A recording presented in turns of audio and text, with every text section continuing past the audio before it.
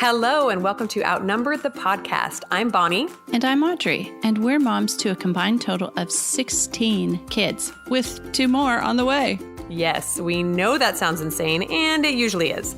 But we're here to share the tips that help us keep our sanity and to share inspiring thoughts that help us get through each crazy day.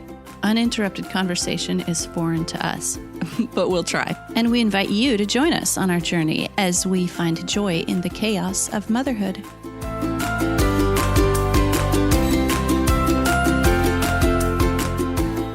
Hello and welcome to Outnumbered the podcast. We're on episode 13, but lucky for you, today we're going to be talking about picky eaters.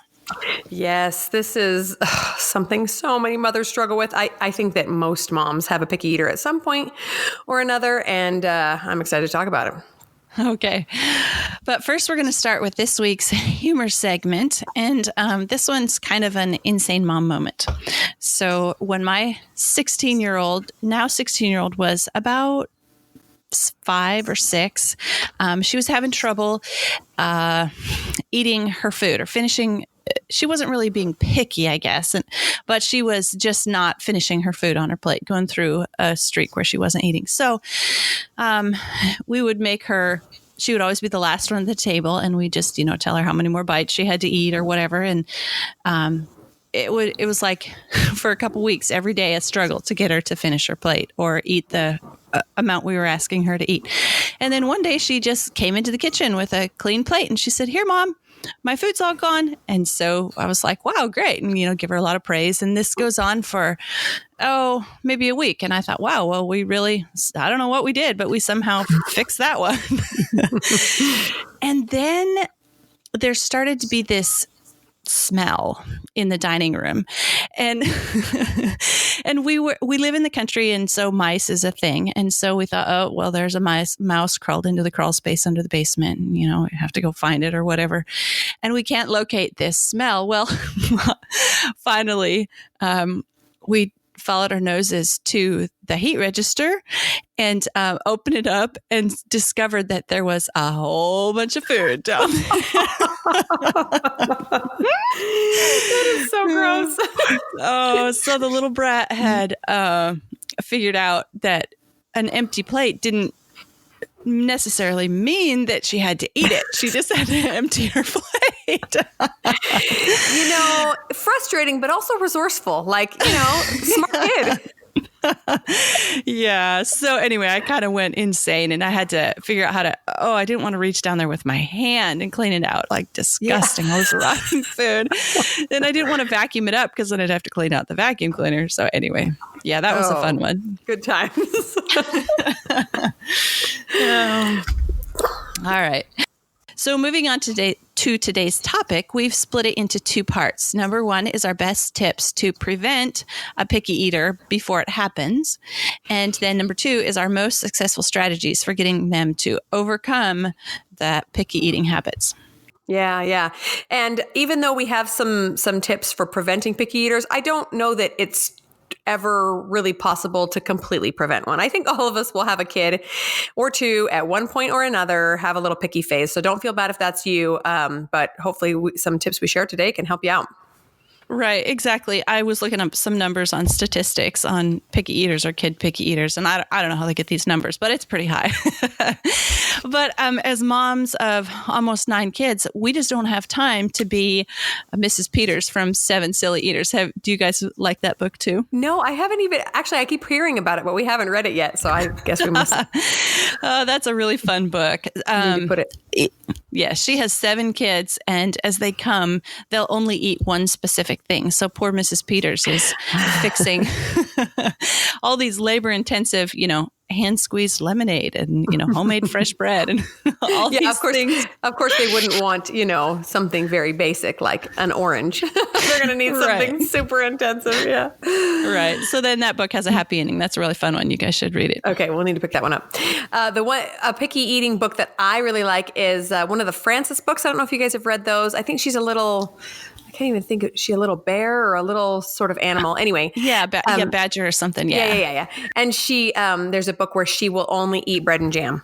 And so her mom finally gives in and gives her nothing but bread and jam for like 3 days. And finally Frances is like, I'm going to throw up. I'm so tired of bread and jam. And I'm going, that's one way to do it, I guess.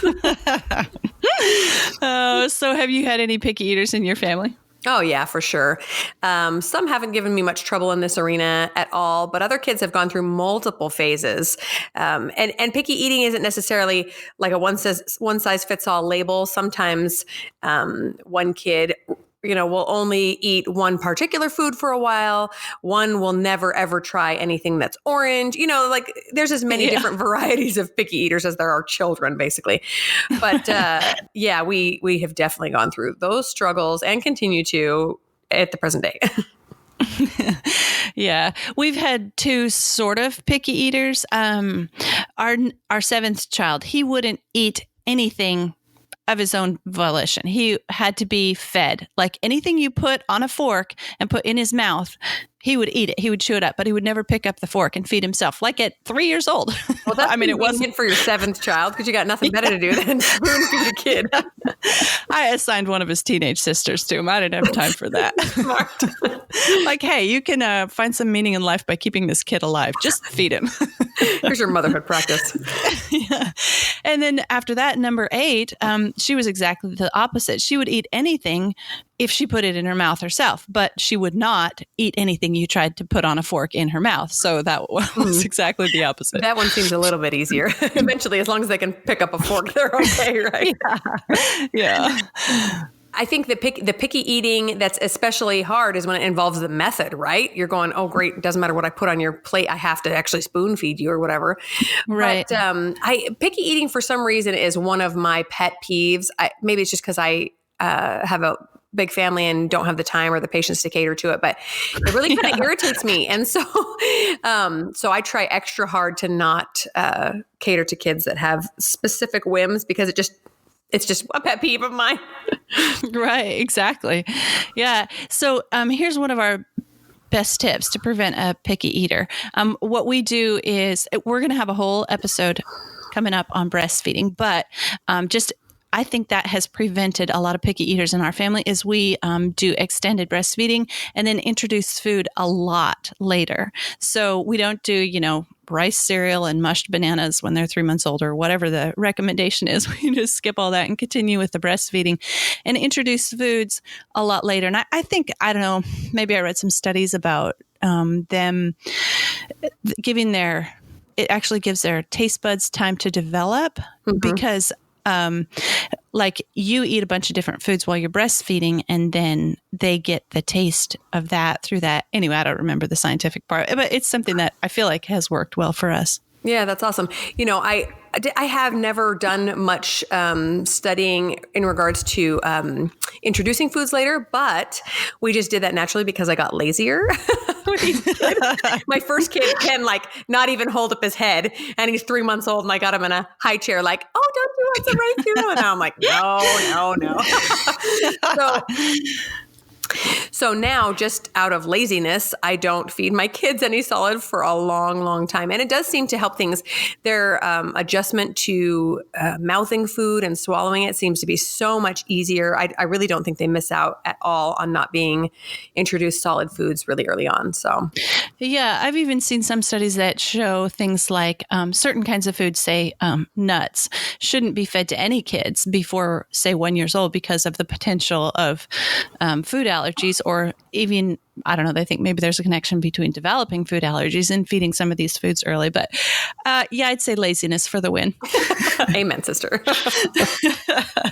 Yeah. So my next tip in preventing the picky eaters is to watch out for your own reactions to certain foods. So I specifically remember on one of those first couple of kids that I was feeding baby food to really early on, I had picked up mashed peas in the baby food aisle, and I cannot stand mashed peas. I like peas fine, but in general, like the baby food aspect of it really grosses me out. And I noticed that when I was trying to feed it to my kid, I would make these faces, and I wasn't trying to. It was just kind of my own reaction to, oh, this smells awful. And then I started reading, oh, you're actually conditioning your kid to hate something, duh, by making this face or by having any sort of reaction to it. So I thought, okay, well, from now on, even if I would never touch that with a 10-foot pole, I'm going to be a good example and try not to smirk at it. Oh, allegedly, there's some sort of story in my family from when I was a kid, and my way of being picky, I guess, if I'm remembering the story correctly, was just to hold the food in my mouth and not swallow it. Gross. So apparently one night my mom put me to bed in my crib and I still had peas in my mouth. And she said, when you can get out of bed when you have those down. And I woke up in the morning still with peas. Oh, gross. That does not sound safe. Oh, and peas, I still can't eat peas to this day. Yeah. I had some traumatic food experiences as a child too. And I thought, okay, I think we're going to prevent that, hopefully. Oh, yeah. That kind of leads into my next tip. So be a good example of eating foods you're not fond of, except peas. You have your limits. Oh, but like, for example, I'm not super fond of Brussels sprouts, but my husband loves them. So we eat Brussels sprouts a lot. And I just go ahead and eat Brussels sprouts without, trying to turn up my nose or make gagging noises or whatever. Good for you. Okay, so be open to trying new foods. So if you're not fond of trying things new or not a good example of trying something that you've never seen or heard of or tasted before, then your kids are going to be, like you said, conditioned to have that same reaction to new foods too. Yeah, I totally agree. And that's funny that you hate Brussels sprouts because I also love them. I made them the other day and a couple of my kids turned up their noses and I was like, pass it over. I'll finish yours. Not funny. And I like to tell my kids stories of things that I disliked as a child that I enjoy now. Because that's quite a few things. We had, your typical table rules when I was a kid. You have to eat what you're served. You have to clear your plate, that sort of thing. And so there are a few experiences I distinctly remember of trying to swallow squash. And I have a really strong gag reflex. I just do. And so I'd be sitting at the table gagging and feeling so awful, like I will never touch this food again. And so there have been quite a few foods that I felt like I had a hard time with for a long time. But as an adult, I've learned to prepare them in a different way or try them in a different dish and like a lot of them. And so I'll tell my kids that all the time. Oh, you know what? You really hate broccoli? Guess what? I could not stand sweet potatoes as a kid. I thought they were so gross. And now aren't they so yummy with, and talk about however we prepare them. And it helps them realize, oh, my tastes right now aren't going to follow me forever. I'm totally free to change them if I decide to, Yeah, exactly. I guess I do that with my kids too. I didn't like mushrooms when I was a kid and I love them now. Yeah. So I share that with my kids too. Yeah. And I like to try to expose my kids to foods in different ways. So for example, I still am not a fan of squash prepared in any sort of sweet way. So like the Thanksgiving squash dish with brown sugar and marshmallows or whatever else they do, that really grosses me out. I don't know why. I just can't handle it. But I love it savory, prepared in a savory dish. So anyway, just different ways to explore. Yeah. Yeah. Okay. Another tip I have is that limiting sugar and simple carbs will actually help develop their taste buds. So if kids eat a lot of sugar, that's what their taste buds are going to be most used to. Does that make sense? Yeah. And it can actually, I don't know, I've read books and studies. It can actually sort of, I don't know, like chemically the sugar takes over and starts telling their brain that other foods that don't have sugar in them are not good. Yeah. Yeah. So anyway, we found that pretty successful, limiting sugar and carbs so that they are more open to other kind of foods. Yeah, I can totally see that. In fact, an example in my own life is this last holiday season, I just kind of went crazy and ate way too much junk. And so come January, I said, all right, totally cutting out a large portion of sugar. And what I found was that not only was I eating fewer treats, but my other foods started tasting better, or I was slowing down a little bit to enjoy them more because I knew there wasn't going to be a cookie waiting for me at the end of the meal. And I thought, wow, look at me enjoying real food instead of just defaulting to some junk at the end. Right. Yeah. Right. When I was a kid, I think my dad was kind of a picky eater. There was certain foods that he definitely didn't like. So, and then maybe my mom didn't just knew that and so cooked for his taste, or maybe she didn't have a very wide repertoire, but there was a whole bunch of fruits and vegetables that I had never tried in my life before I got married, and it was kind of fun to experiment and play around, try artichokes for the first time, for example, or asparagus, and just kind of get to taste them and try and see. My next tip is to not regularly offer your children, quote unquote, kid foods. So I think we all know what I'm talking about. Chicken nuggets and mac and cheese and French fries and, all the stuff that's on a kid menu at some restaurant.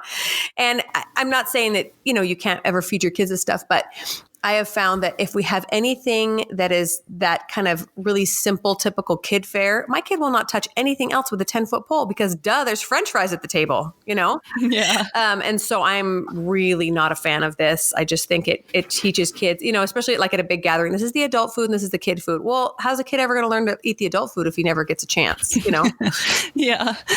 Yeah. And my next tip is don't define your kid as a picky eater to others. Like, oh, little Johnny, he just cannot stand anything with cheese on it. Mm-hmm. So we never, and you have some guest over and you're like, okay, what are we going to feed little Johnny then? Yeah, exactly. But if you define them as a picky eater or, not liking a certain thing, that sort of reinforces it in their mind that mom's okay with this. And I can, that's part of who I am is right. I'm not a cheese eater or whatever it is. And that's, I don't know. I think that's kind of setting your kid up to fail. Yeah, I agree. And heaven forbid they try something new or else they might lose their place in the family as the special picky eater, right? Right. And you might have fixed it a different way than mom fixed it and they might have liked it. And the kid would have had an opportunity to try it, like you said, fixed a different way, except that they've already been defined as not liking that food, so they can't try it. You're giving them permission to change, exactly. And now that being said, I actually am a terrible example of this lately. I'm pretty good at it with my young kids because I know their palates haven't really developed.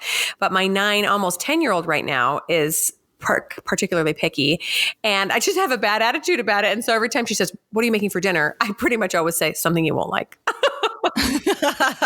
Which is terrible. Gotta stop that. Yeah, I need to stop that. Oh. Okay, so the next tip I have is to remember that studies show that kids need to try something new 10 to 15 times before liking it. And that is wow. kind of mind-boggling and overwhelming. But it's just an important thing to remember. Okay, my kids tried this 5 times. You might think it's time to give up, but not yet. I promise they'll get there. And one of the frustrating things about this to me is that I hate wasting food. And so in order for my kid to try it, I put some on his plate and then something is going to get thrown away. But we'll talk a little bit later about tips for avoiding the wasting of food that kids won't eat. So. Right. That reminds me of a funny story.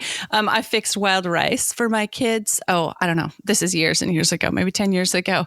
And I fixed so much of it that we had wild rice and they didn't really like it.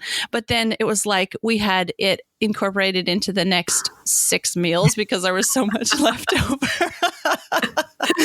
So maybe not 10 to 15 times in a row.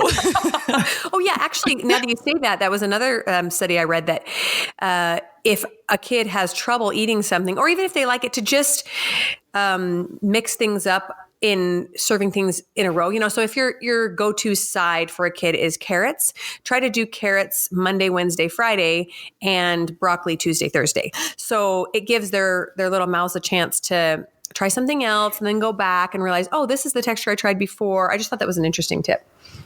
Yeah.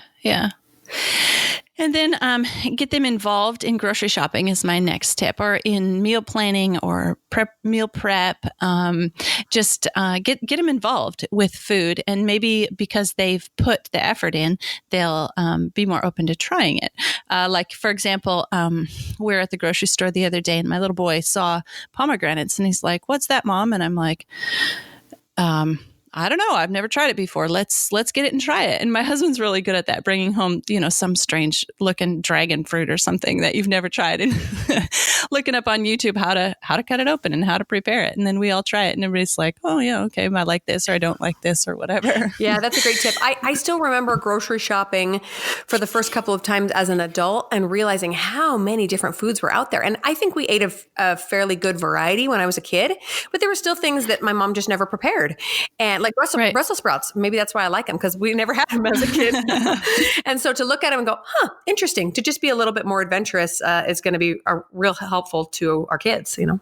Oh, yeah. And what's really cool is if you go into like an ethnic grocery store and look at all the different foods that are in there that you've never seen or never tried or never heard of before, you can't even pronounce. That's really awesome to think about all the different foods that we don't even have as part of our culture. Yeah. And it can help you get out of a rut if you think that you're eating the same stuff over and over. Yeah. We have one book we use as part of our homeschool education. It's called Eat Your Way Around the World. And it has recipes for different countries around the world. So we tried, a couple weeks ago, we tried sweet potatoes, but you fixed them the way the South Africans do. And it was incredible. It tasted totally different than we've ever had sweet potatoes before. Like we've had them both sweet and savory, but this was a completely different way of fixing them. Maybe just different spices combined or whatever. And that book has been really fun. And then after we do whatever country we're studying, then I have this little paper that the kids fill out afterwards, that the younger kids that are studying it. And it says like, how did you the name of the food and how you prepared it and what you liked about it and what you didn't like about it. And if you would like to try it again. So just kind of like putting it all down on paper and analyzing it. Well, that's a really good idea. I like the idea of that book. Maybe we'll have to find that. Yeah, there's also a spot where we always take a picture of the food or them with the food and then put that on the paper too. So it's kind of a fun, unique way of trying different foods. Yeah, and I'm all about a chapter study that involves food. Bring Definitely. it on. Okay, and so our last tip in avoiding picky eaters is to be aware that an aversion might actually mean that a kid has a true food allergy or sensitivity. So this is something that we hear a lot about today. Lots of people have allergies and sensitivities, but sometimes we don't realize that a kid will actually be communicating this to you in his own picky way, and we might just brush it off as, a picky eater. An example of this is when my oldest, I think I talked about this in a previous episode, when my oldest had some really serious stomach issues for years and years, he was hands down my pickiest eater ever, ever, ever. And we were eating really healthy and lots of vegetables and fruits. And he would only eat a meal if it was simple carbs and a dairy product. So like a cheese quesadilla or a bowl of refined cereal, or I'm going, kid, you're killing me. And then come to find out after we went through lots of tests that he was actually harboring a specific bacteria that liked to feed on these kinds of foods. And when we were able to heal him, all of a sudden the kid was like, this is good. I like this. And trying all the things.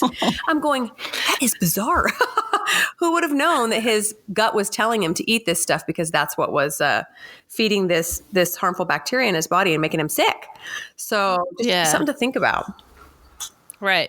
Be aware that there might actually be a problem there. Right. Okay, so now we'll share our most successful strategies for when that plate is in front of them and they do not want to eat what's on it. Yeah, that's right. So I'm sure that everyone has heard of the 1 to 5 bite rule or whatever, where you're insisting that your kid at least try the food. For us, we usually do that the child has to try the same number of bites as their age, right? So my 4-year-old has to try 4 bites. My 5-year-old has to try 5. Yeah. And then after that, they can be done. I don't require that they finish it simply because of what we talked about. I don't really want to make it traumatic for them. I don't want them to throw up. I don't want them to hold it in their mouth for 12 hours, but I do feel like it's important for them to try it every single time because like we're saying, every bite counts towards that 10 to 15 tries, right? Right. And then if my kids are still hungry after dinner, mostly because they haven't eaten what I've prepared, then we have 1 or 2 options, and they're not fun options. It's either a plain piece of bread, and we have wheat bread. It's not like it's fun white bread to eat, right? Or a basic piece of fruit, an apple or a banana. No treats or snacks or anything fun to eat, just something that will fill their belly and allow them to sleep.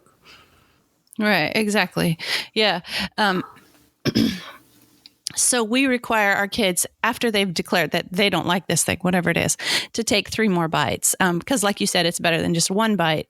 And then it's getting them, like sometimes I taste something and I don't like it on the first bite. But if you take a couple more, maybe your palate has adjusted a little bit or something, and it's not as bad as you thought it was. Yeah, I agree.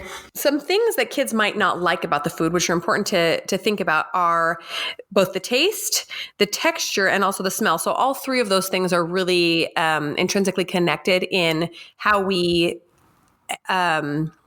process a food, basically. So to try it in a different form is really helpful. Like, for example, I am not a huge fan of raw spinach. If it's in a salad, I can kind of tolerate it if there's other lettuce too, but I love it cooked and with eggs. I love it, blended up in a green smoothie. So to just give your kid an option to try it in a different way and say, see, the taste isn't so bad. Maybe it's the texture that you didn't like, or maybe it's the smell.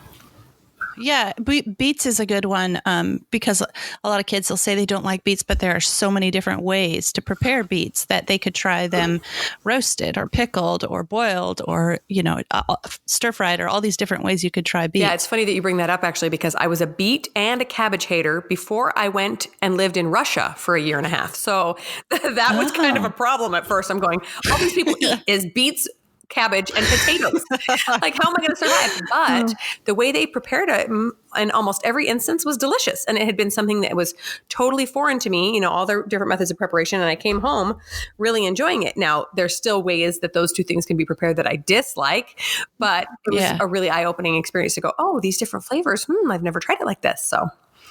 And that leads me to my other thing about that is to expose your kids to different ethnicities of foods, right? I like to take my kids on one-on-one dates, when they need some extra attention, to go to an ethnic restaurant. Let's go eat Chinese. Let's go eat Indian or Thai is a great way to get them to be exposed to new foods, new flavors, new textures and smells, and just be a lot more well-rounded in their palate.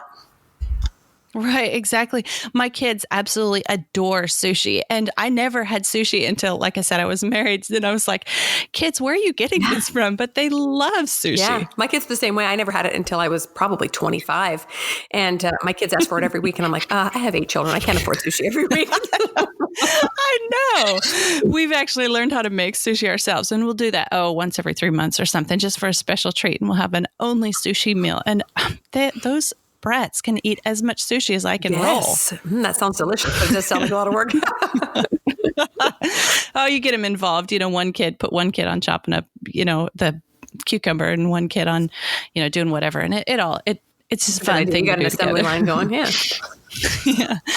Yeah. So one thing to think about, and I'm sure, as a mom, everybody knows this, but complete nutrition needs for children are very important. So don't allow them just to eat macaroni and cheese.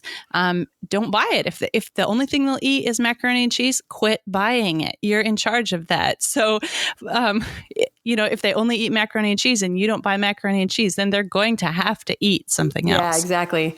This goes back to what I was saying about offering kid foods. So I remember reading somewhere that it says everybody in the family has a role in the nutrition of the family, right? The parents are in charge of providing the healthy foods. You buy it, you cook it, you give it to them, right? That's your job. Don't let them tell you what to buy and what to make. But the child is in charge of what and how much he will eat. And we really can't force them to do that, right? Short of prying their jaws open, which doesn't work so well. We can't take away their agency, and that's okay. But the more that we expose them to these good, wholesome foods over and over and over, they'll learn to pick it up and try it. But we have to take our own job seriously of providing the good stuff over and over, right? Right. Yeah. So if you're going to be fixing something for a meal that they might not like or something that is new to them, one thing you can do, a good tip, is to limit snacks that afternoon before you're serving them, squash for the first time at supper.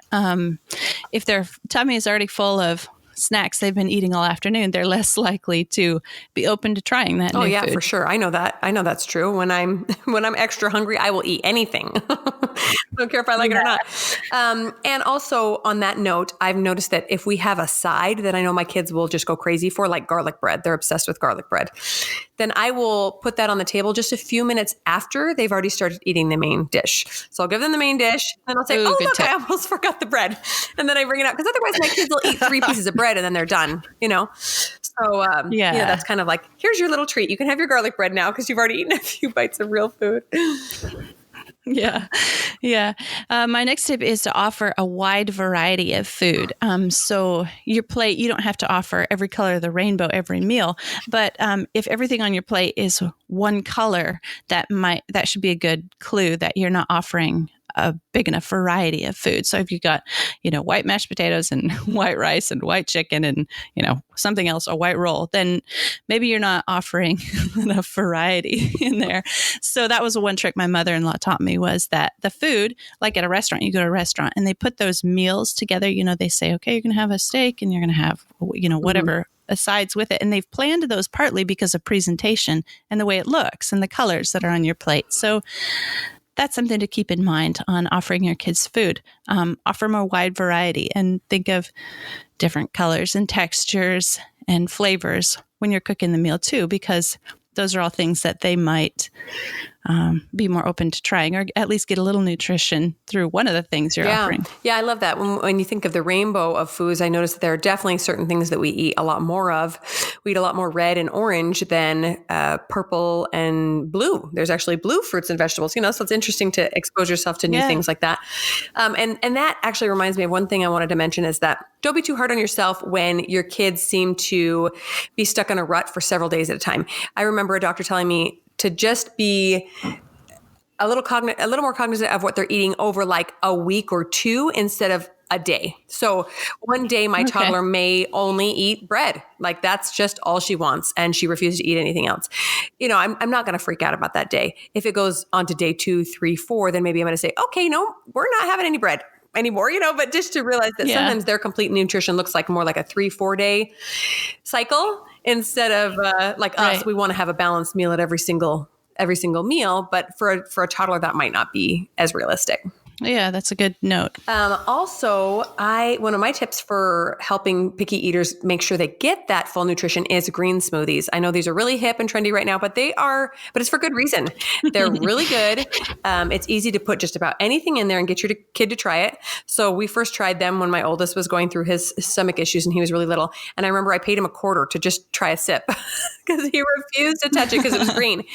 And I paid him the $0.25 and he took a sip and he was like, oh, actually, I kind of like this. And then, it was love from then on in our family. So I love trying just any new thing. And if they say later on, oh, well, I don't like beets. Well, actually, remember that red smoothie we had? It was red because there was beets in it, And I have heard controversial things about like not telling your children what you're sneaking in their food, but sometimes desperate times call for desperate measures. Exactly. If you really need to get some nutrition on them. And we're totally about sneaky milkshakes around here too. Like, especially when they're really too young to understand nutrition and getting the right kinds and enough. Like, yeah, I agree with an older kid. Maybe they're 10 or 12 and you're sneaking stuff into their milkshakes. That's kind of a disciplinary problem there. But, when they're 2 and they don't really understand and they've thrown all their food on the floor, but they'll drink a milkshake with the same stuff in it. Go for it. Do what you got to do. Yeah. And then another thing I like to do a lot is put vegetables in muffins for breakfast. Breakfast is kind of a hard time to get vegetables in, but it is another time when they're eating, so you can put some vegetables in. So for example, you can do pumpkin muffins, or you can do zucchini muffins, or you can do there's a good morning muffin mix, and it's got like carrots and raisins and walnuts and apples and pineapple, and I think that one might even have zucchini in it too. Anyway, there's all sorts of vegetables that you can grate up and put in a muffin for breakfast. And because the muffin has a little bit of sugar in it and the kids, it's presented in the muffin shape, the kids are like, look, oh, I'm muffin. having a cupcake for breakfast. Never mind the green specks. Yeah. And the nice thing about adding vegetables to muffins is that it always helps the moisture level in the bread. So like I've noticed zucchini and pumpkin muffins are always a lot moister than some other varieties. So it's a win-win. Yeah. Yeah, definitely. And you can use applesauce in place of oil or, butter or something for extra nutrition if there's ways to sneak it into a muffin a lot. That's right. One of my tricks is I love serving foods, specifically like casseroles or soups that they love, but putting in extra legumes or vegetables. Sometimes without telling them, it's fine. If they ask, I'll tell them. And sometimes we do it in place of meat. So if I'm thinking that we've eaten a lot of meat that week and I just want to have a meatless meal, then I will like make enchiladas. But instead of chicken, I'll throw in chopped up zucchini or butternut squash or something like that. And my kids, it's the same flavor that they're used to, the same sauce and cheese and things. But they're getting an extra dose of vegetables in there without any complaining. It's pretty great. Yeah. The first time we fixed eggplant parmesan, it tastes just exactly like lasagna. And everybody's like, wow, this is awesome lasagna. And I'm like, yep. That's right. Well, my last tip is to supplement with vitamins. So if you have a super picky eater and they're just not getting enough nutrients and their health is starting to suffer, you can definitely and should be supplementing with vitamins. I even have read studies that feel like even if your kid is eating a complete nutritious meal every single day, that they're still not getting everything they need because a lot of our soils are deprived of minerals and vitamins. A lot of it has been washed down to the sea or been taken out. And so some studies show that you can't actually even get enough. So supplementing with vitamins is a tip that we use. Yeah, I agree. I'm a big fan of Green Smoothie Girl. Have you ever heard of her? No. She is a real natural health food advocate, and she has lots of awesome supplements. I don't know if she still carries them anymore, but in the past we've had like powdered greens or powdered red vegetables that we can like mix in a smoothie or a drink to get an added nutrient benefit, and other, immune boosters and things that you can sneak into your kids' food or drink to help them just be a little bit healthy where they're lacking in nutrition. And then that brings us to some concrete recommendations we wanted to share with you guys for picky eaters. Mine is another website called Simple Green Smoothies. So like we talked about, green smoothies are everywhere. This particular website they've been sharing recipes for years and years and years, and they have some of the best recipes ever. So sometimes smoothies can be easy. You just throw together an apple, a banana, and some spinach, and you're good to go. But sometimes you get tired of the same old stuff. And so I'll hop on there and make up a couple different smoothies for my kids, and they love every single one. And then also juicing. Sometimes all your kid wants is some nice simple juice that doesn't have any flex in it, any like texture to it. And so sometimes we'll juice fruits and vegetables that they would normally maybe turn up their nose at, but it gets them some extra nutrients in there. You don't get the fiber, but at least you get some vitamins and minerals. Okay. And we have a favorite recommended kids vitamin that we use. So we'll link both Bonnie's recommendations and mine in the show notes. And also we really like to use the Spiritine milkshake powder. It's you throw in your frozen fruit and a handful of spinach and then throw in a scoop of this milkshake powder, and it adds a lot of good, healthy proteins without getting into some of the, you don't want to use like the bodybuilding whey ones. That's not appropriate for kids, but this one is a good one for kids. You can get it on Amazon. I have a local health food store that carries it. Sounds good. Okay, that's it for today's episode on Picky Eaters. Good luck, moms, with those kids who just won't eat. Hopefully some of our tips will help you, and keep on trying. That's right. Just keep at it and you'll get there. I promise. Thanks so much for listening to Outnumbered the Podcast. You can contact us at outnumberedthepodcast@gmail.com and find us on Instagram at Outnumbered the Podcast. We're so grateful for our listeners and would love it if you take the time to leave us an honest review on iTunes, Stitcher, or any other podcast platform. And don't forget to share the podcast with your mom friends. Can't wait to talk next time. Bye.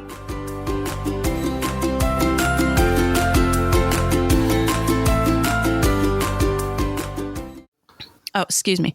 Okay, so like, for example, where was I going with this? That's okay. I can go if you want. Hang on just a second. Okay. I know there was a thought here. Oh, yeah. Okay.